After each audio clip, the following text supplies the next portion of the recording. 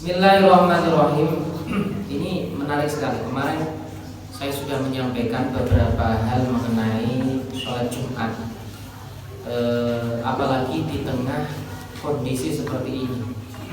Ini sangat menarik untuk kita pelajari tentang sholat Jumat. Apakah bilangan nanti ada bilangan orang-orang yang melakukan atau iqamatul Jum'ah itu harus 40 atau tidak. Nah, beberapa tulisan kan sudah pernah saya sampaikan sebenarnya di dalam beberapa buku ya. Di antaranya buku yang saya buat ini tentang memahami tarekat syahadat sholawat itu bercerita tentang permasalahan-permasalahan yang terjadi di seputar sholat Jumat.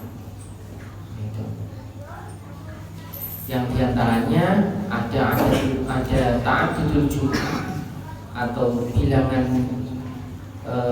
Jumat dalam satu kampung atau satu daerah terdapat 2 Jumat, ataupun ada satu daerah yang anggota yang hidup di situ atau orang yang hidup di situ itu kurang dari 40. Nah, ini juga sedikit banyak sudah disinggung. Wal Jum'atu fardhu ainin. Jumat itu adalah fardhu ain. Semua wajib sholat Jumat, tidak boleh meninggalkan.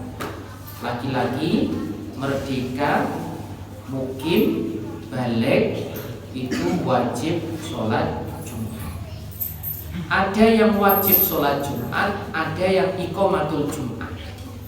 Ada yang kewajiban menjalankan sholat Jumat, berarti dia itu merupakan orang yang wajib untuk menjalankan sholat Jumat.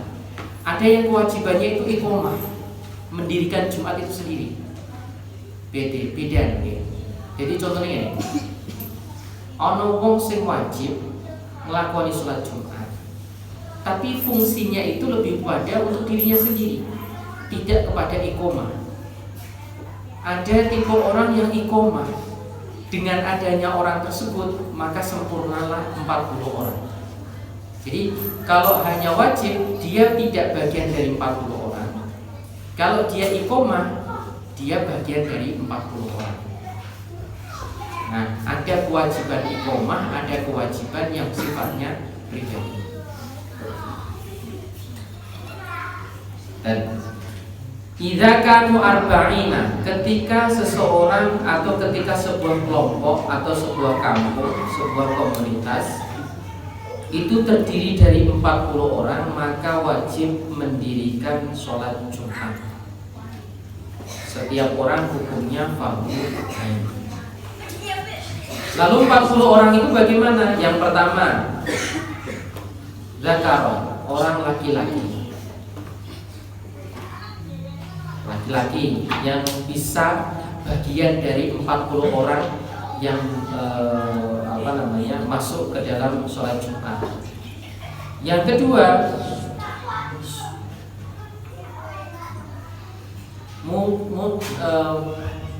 mutawattinan atau orang yang menetap. Jadi bahasanya dari kata wakon itu adalah tanah air. Jadi dia asli orang situ atau menetap di situ. Jadi ada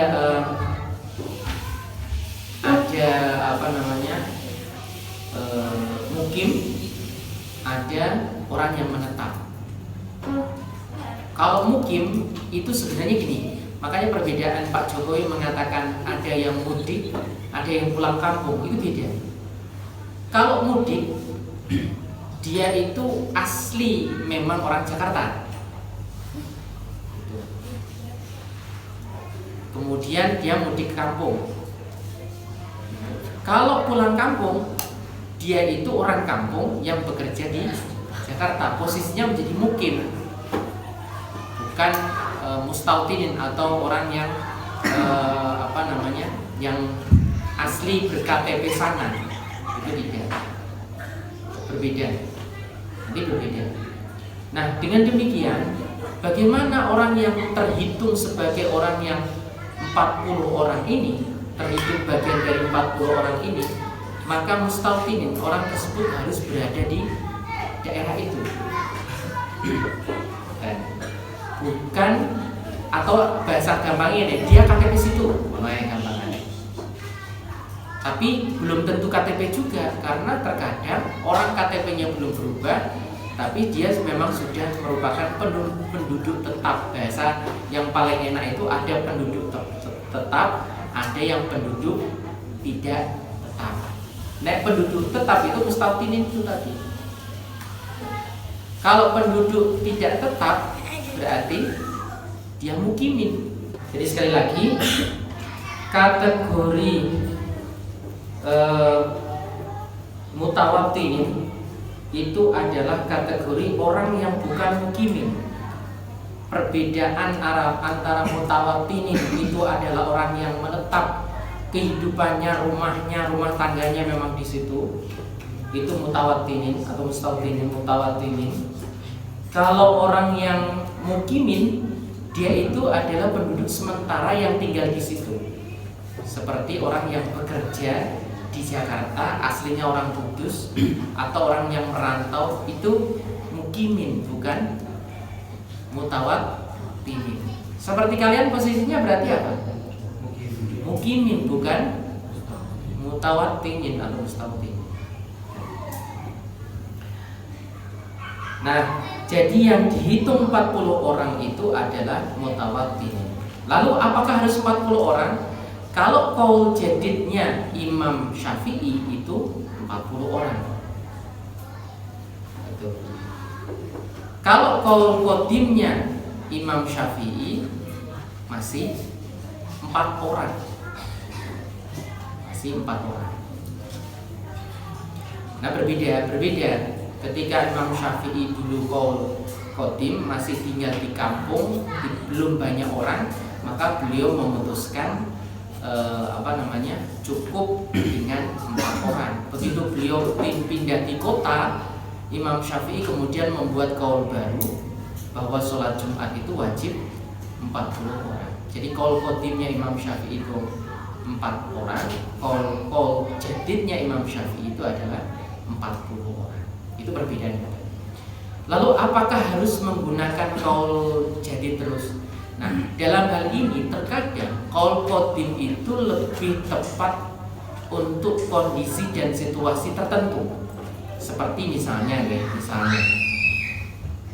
di daerah pedalaman itu orang muslimnya masih sedikit, atau di daerah pedalaman orang yang hidup itu masih sedikit, belum ada 40 orang laki-laki, masih kisaran antara mungkin 7 orang, 10 orang, maka kita diperbolehkan untuk mengambil qaul qadimnya Imam Syafi'i yang cukup 4 orang dengan kondisi seperti itu. Jadi tidak menjadi alasan misalnya gini, loh Imam Syafi'i kan mensyaratkan 40, nih orang 40 ya berarti sholat zuhur. Tidak bisa begitu. Masih ada ketentuan lain. Ketika kita mau mengambil qaul qadimnya Imam Syafi'i, tetap iqamatul Jumat, tetap bisa mendirikan Jumat. Jadi jangan terburu-buru untuk mengganti sholat zuhur, masih ada cara yang lain. Dan ada yang mengatakan bahwa li'anna hadzal adada fihi kamalu idhuwa zamanun ba'sal anbiya, zamanu ba'sil anbiya'i wa qadra miqatin Musa. Ada yang mengatakan kenapa hitungannya 40? Ini adalah hitungan yang sempurna. Ada yang mengatakan begitu. Sempurnanya sesuatu itu hitungan 40, ada yang mengatakan itu. Ada yang mengatakan kira-kira tempat tinggalnya Nabi Musa, sekitarnya itu mikotnya Nabi Musa itu 40, maka dikatakan 40. Nah, sedangkan mikotnya orang-orang mukmin itu Jumat itu kan mikotnya orang-orang mukmin, jadi sama-sama 40. Lalu bagaimana hitungannya 40? Apakah misalnya 40 itu adalah peserta sholat Jumat, imamnya diambilkan dari orang lain, misalnya bukan orang zukur, bukan orang huri, bukan orang merdeka, itu boleh. Misalnya imamnya diambilkan dari budak, itu boleh. Tapi sekarang kan tidak ada ya. Atau imamnya diambilkan yang bukan iqamatul Jum'ah, bukan termasuk dari 40, misalnya diambilkan dari musafir. Misal musafir kan bukan bagian dari 40, tapi dia wajib, itu boleh juga. Karena mengimpor imam itu boleh. Misalnya kalian mendatangkan posisi di Jepara, mau mendatangkan sholat Jumat itu dari Kudus misalnya, itu boleh saja.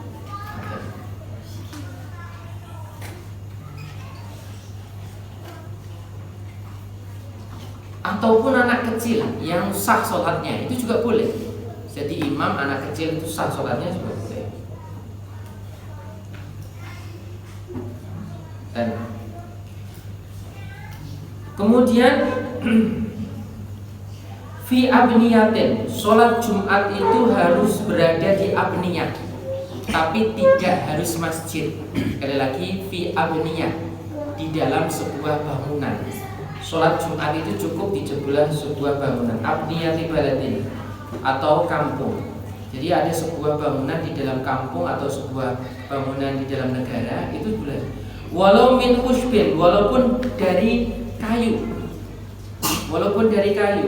au qasbin, atau dari pring bambu, au sa'afin, atau dari papan kurma, atau pelapah kurma, itu boleh.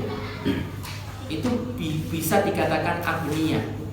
Jadi sekali lagi, mendirikan sholat Jumat itu bisa menjadi abniyah atau bangunan. Walaupun tidak jumlah gede, orang harus batu ditumpuk koyok nyenegi, batu bata, tidak harus.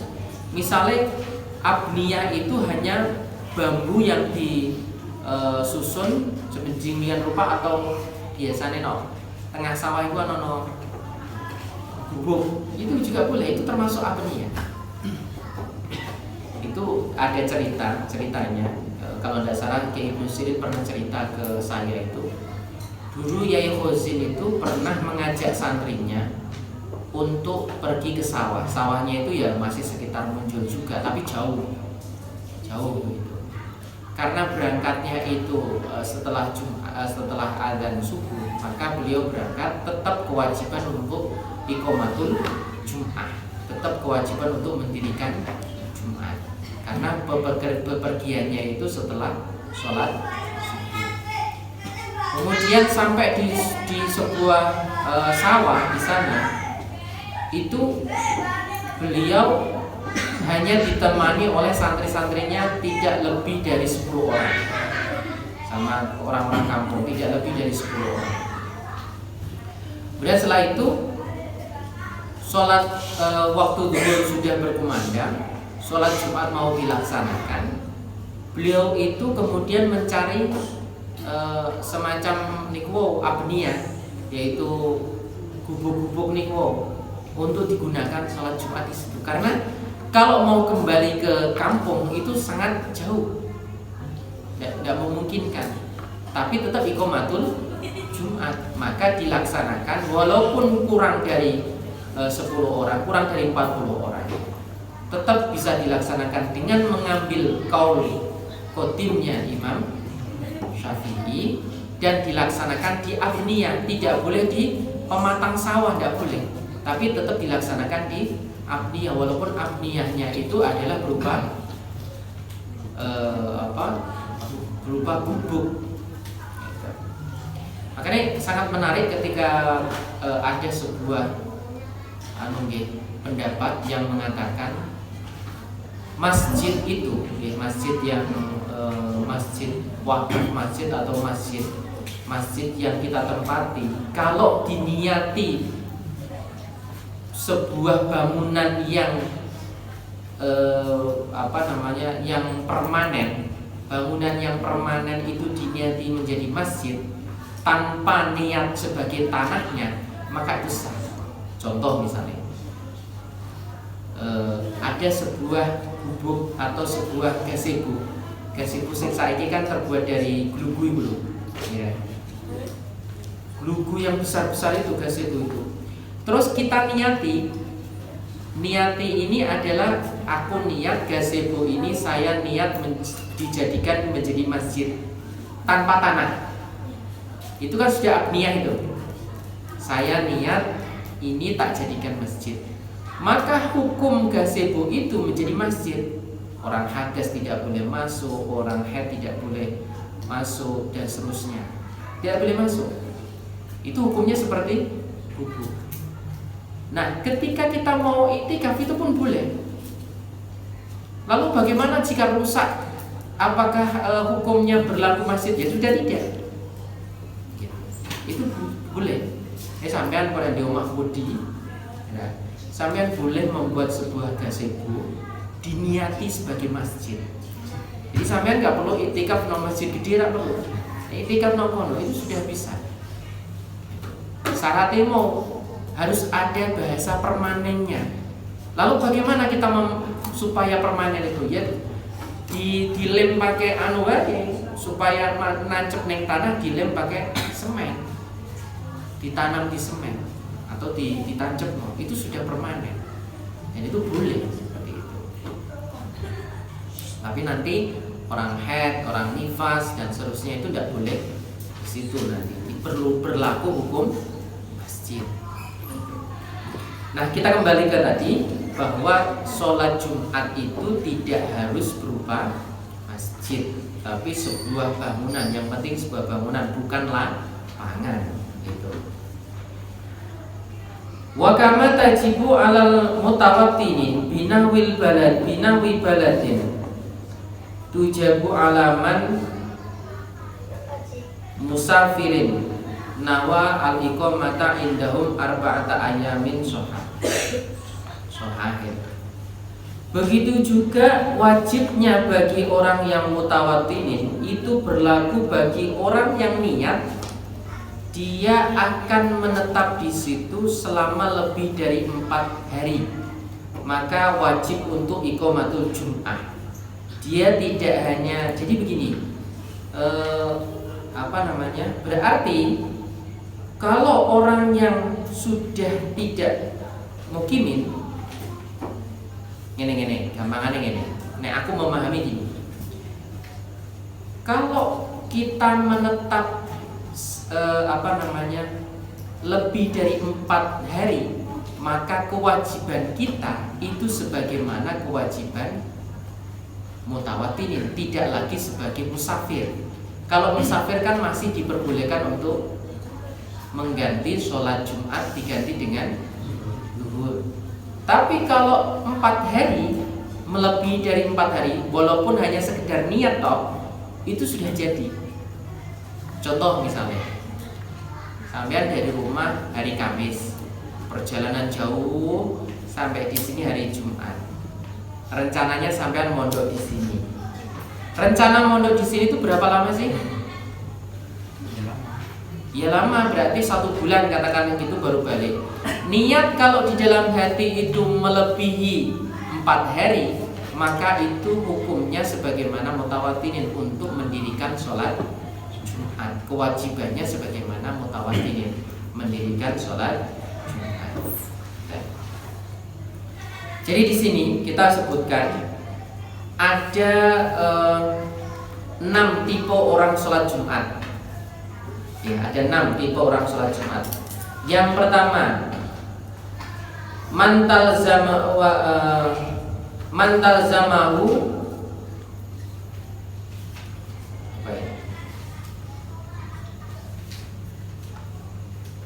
watan ikodahu.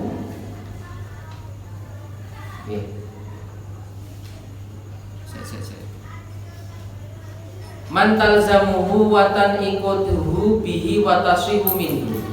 Orang yang wajib menjalankan sholat Jumat. Ini orang pertama nih. Orang yang wajib menjalankan sholat Jumat, terikat dengan sholat Jumat dan sah menjalankan sholat Jumat. Itu pertama. Jadi sekali lagi, orang wajib menjalankan sholat Jumat, terikat dengan sholat Jumat dan sah sholat Jumatnya. Ini orang yang sempurna, wajib, terikat dengan sholat Jumat dan sah sholat Jumatnya. Itu siapa? Ya seperti orang-orang mutawattinin itu. Dia wajib sholat Jumat, terikat untuk iqamatul Jumat dan sah sholat Jumatnya. Itu nomor pertama. Sebaliknya adalah orang kafir. Yang nomor 2 adalah orang kafir. Dia tidak wajib sholat Jumat, tidak terikat dengan sholat Jumat. Kalaupun menjalankan sholat Jumat tidak sah. Itu orang kafir, orang kafir asli. Jadi yang pertama ini adalah seperti kita, orang laki-laki yang merdeka, yang mutawatinin, wajib sholat Jumat, terikat sholat Jumat dan sah sholat Jumatnya. Yang kedua adalah orang kafir yang tidak wajib, tidak terikat dan tidak sah. Yang ketiga termasuk yang kedua itu adalah orang yang ghairu mumayyiz, tidak mumayyiz, tidak tamyiz, anak kecil yang belum mayyiz atau anak yang belum punya atau orang yang tidak ghairu akilin, belum punya akal. Itu juga bukan bagian orang yang wajib menjalankan sholat Jumat atau tidak terikat dengan sholat Jumat dan tidak sah sholat Jumatnya. Tuh. Yang ketiga adalah orang yang tidak wajib, tidak terikat tapi sah sholat Jumatnya. Tidak wajib, tidak terikat tapi sah sholat Jumatnya. Napa niku? Yaitu wa huwa man fihi rokun wa musafirun wa sofiyun, yakni orang yang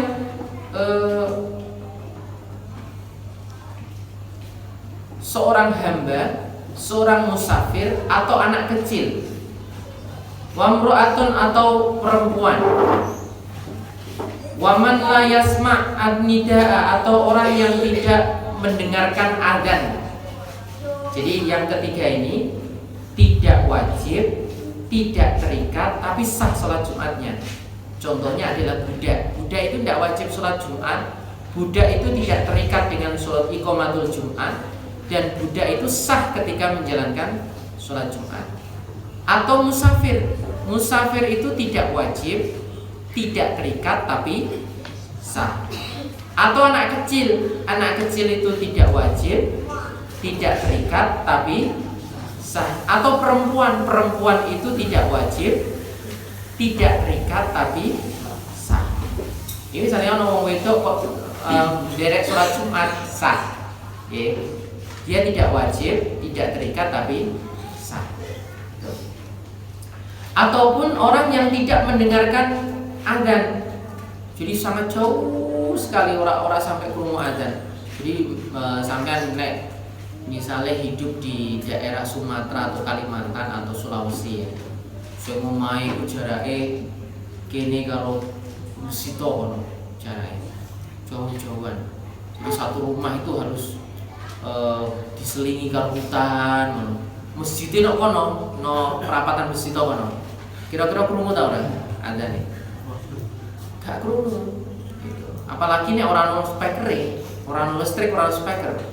Ada nih je nganggo apa jenenge nganggo suara sing nang dhuwur tower atau nang dhuwur ondo misalnya.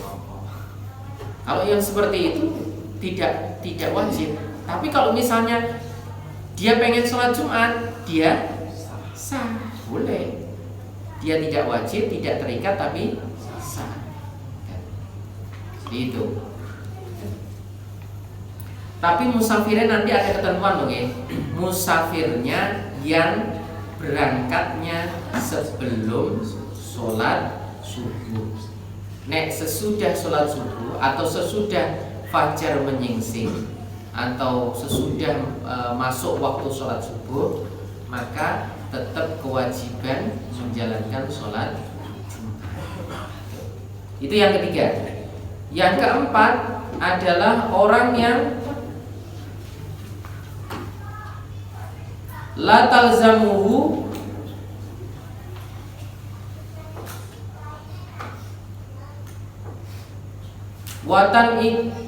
watan ikodu bihi.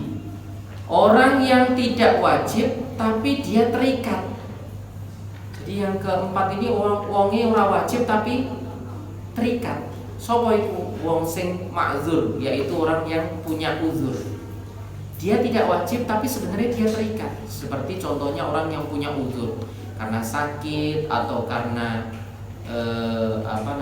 karena dia itu bukan bagian dari katakanlah misalnya ini wonge ku ra iso mlaku atau wonge ku lara sehingga tidak memungkinkan untuk berangkat ke masjid misalnya atau ke tempat sholat Jumat.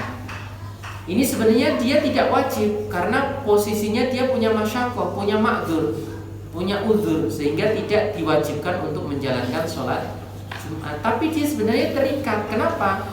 Dia bagian dari 40 orang. Dia bagian dari 40 orang. Nek sing nomor 3 ora wajib, ora terikat, sah, itu bukan bagian dari 40 orang. Tapi ini ora wajib tapi dia terikat. Dia tidak wajib tapi bagian dari 40 orang gitu. Dan itu nomor 4 karena ma'dzur atau karena ada uzur seperti sakit. Kemudian yang kelima adalah dia wajib wala tasyihu minhu tapi tidak sah. Wajib tapi tidak sah. Apa itu? Yaitu wong sing murtad. Wong murtad itu tetap wajib karena dia pernah Islam. Bedane kafir loh guys. Nek kafir itu adalah orang yang belum pernah Islam. Nek murtad itu wong sing pernah Islam. Wong murtad itu tetap wajib sholat Jumat tapi Jumatnya orang saya percuma kan? Wajib sholat Jumat tapi Jumatnya orang saya percuma. Begitu. Makanya harus masuk Islam dulu baru sah sholatnya. Itu yang kelima. Yang keenam adalah dia wajib sah tapi tidak terikat. Wajib sah tapi tidak terikat. Siapa? Ya seperti kita seperti sampean-sampean ini mukimin, bukan mutawattinin.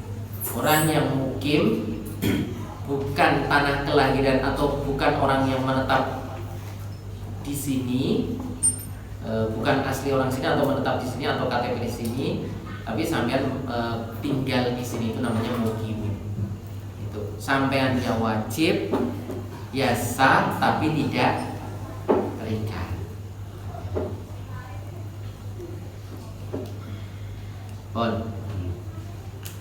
Dan bagi orang yang tidak mendengarkan bagaimana? Orang yang maka diwajibkan bagi orang yang mendengarkan azan, mendengarkan ajakan untuk menjalankan sholat Jumat, itu wajib untuk melaksanakan sholat Jumat. Bagi orang yang tidak mendengarkan, ya tidak wajib hukumnya.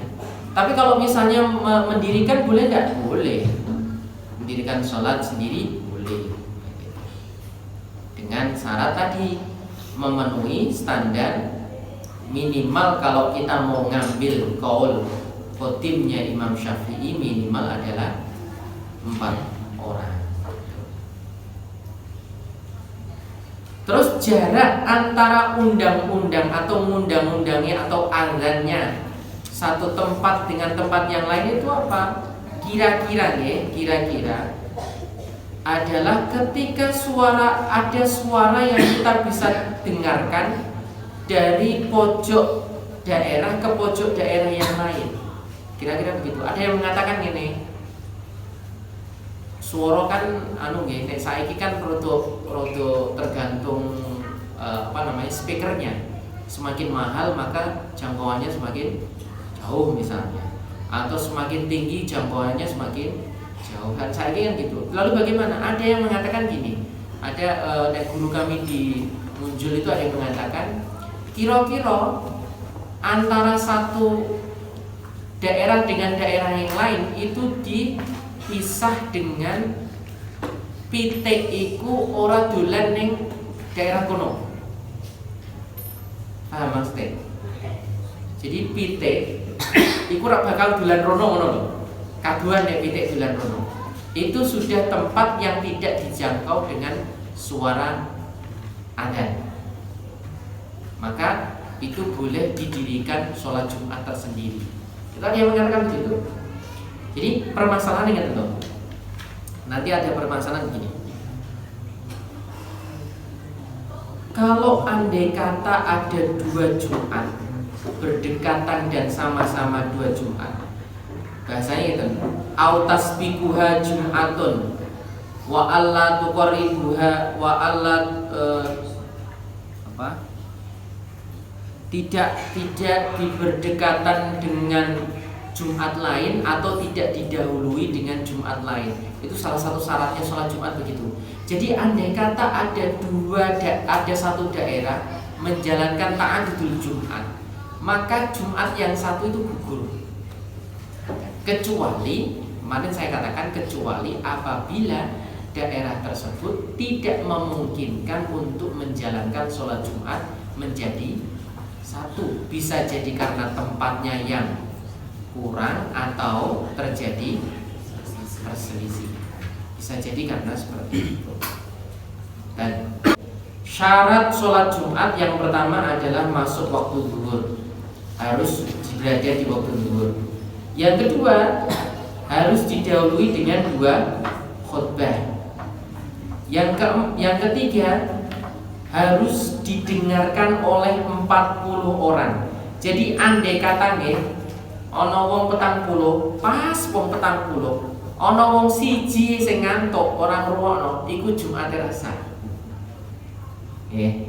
Ana wong 40, terus nglakoni sholat Jumat, lagi khutbah, wong siji ngantuk. Jadi ini kira piro? 39, iku sholat Jumate rasa. Ini hati-hati. Luru masjid sing rada akeh wonge, sampeyan iso ngantuk kepenak, ya kan? Hati-hati nek masjid cilik, wonge ketok gitu, pas. Ra iso ngantuk iki. Hati-hati. Harus didengarkan oleh 40 orang. Gitu. Maka jangan jadi bagian dari yang ngantuk aja. Malah rasa. Watu sholat jama'atan bihim, dan harus disolati 40 orang juga, berjamaah 40 orang juga. Khutbah pertama harus didengarkan 40 orang, kedua juga 40 orang. Sholat yang rakaat pertama itu juga harus berada atau dilengkapi dengan 40 orang. Ini ada kasus. Walau naqasu bil infidati aw ghairihi fil khutbati, andai kata 40 orang ini kurang. Jadi mau 40, tapi ana sing nyusut wong loro atau wong siji sing bubar. Mbok karena ana wetenge mules akhirnya mulai. Terus bagaimana? Kalau andai kata ada 40 orang sing siji bubar, wong iku lunga, utawa sing liyane, utawa mbok karena bubar atau karena ngantuk atau karena yang lain, dalam satu khutbah, wa baina halan antarane 2 khutbah, wa baina sholatilan antarane sholat, wa fi raqatil ula lan ing dalam rakaat pertama, batalat al khutbatu, maka khutbahnya batal. Fil aulayaini wal jum'atu fi salisi wa sharat dhuhr, dan Jumat yang ketiga yang rakaat kedua sholat Jumat atau dihitungnya rakaat pertama sholat Jumat atau ketiga dihitungnya, karena 2 khutbah itu kan hitungannya sholat zuhur kan 4. 2 khutbah dengan 2 rakaat. Kono kene ketinggalan, itu padha karo wonge harus menjalankan sholat zuhur. Karena iki mau ono sing bubar rakaat ketiga. Hitungannya rakaat pertama itu mau, atau nek dihitung gawe 2 khutbah berarti rakaat ketiga. Ini ono sing bubar, berarti ora sah salate, ora sah Jumate, berarti dia harus menggantinya menjadi sholat. Makanya hati-hati itu, sangat hati-hati. Illa antam mufauron, kecuali ketika disempurnakan menjadi pelengkap. Jadi ono sing ngerti, dihitung-hitung ngono misale, dihitung-hitung ana sing bubar wong loro ngono karena mules misale, bar mangan sambel mulai. Terus sing namburi kan imame lagi Allahu Akbar, betul. Sing namburi ngitung sing. wong sithik semuanya itu. Wah, kurang 40 iki. Imamnya durung Fatihah itu. Terus kemudian dilalah itu ana wong lewat ora sah. Dilalah iku ana wong nongkrong sing biasanya ora tau salat Jumat misalnya. Dipaksa, tak wae duit juta terus salat Jumat misalnya. Gara-gara ngono misalnya. Terus akhirnya dia disempurnakan fauron, seketika itu kemudian disempurnakan menjadi 40 orang. Walaupun sing loro, misalnya siji ae aja, loro kangelan ya. Misalnya wong siji ku mau mulai, terus ditambah sulam itu boleh. Ditambah sulam itu boleh, bukan orang yang pertama yang mendengarkan 2 khutbah. Tapi orang terakhir ini yang belum mendengarkan 2 khutbah tapi untuk nambal wong sing bubar siji mau. Itu boleh. Yang penting begitu disempurnakan menjadi 40.